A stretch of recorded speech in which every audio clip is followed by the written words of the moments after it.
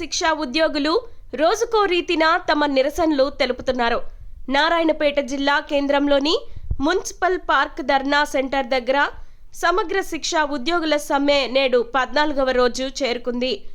ఉద్యోగులు అందరూ నల్ల దుస్తులు ధరించి తమ నిరసనను తెలిపారు.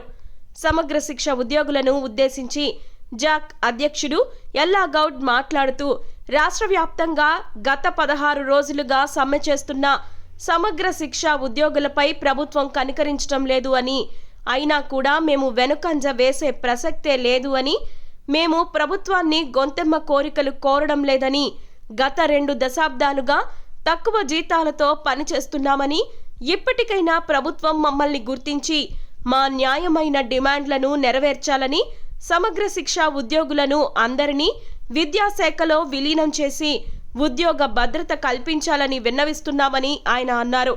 నేటి ధర్నా శిబిరాన్ని POW రాష్ట్ర సహాయ కార్యదర్శి విజయలక్ష్మి, PYL జిల్లా కార్యదర్శి ప్రతాప్, TUCI జిల్లా కార్యదర్శి నరసింహ, POW జిల్లా ఉపాధ్యక్షురాలు లక్ష్మీలు సంఘీభావం తెలిపారు.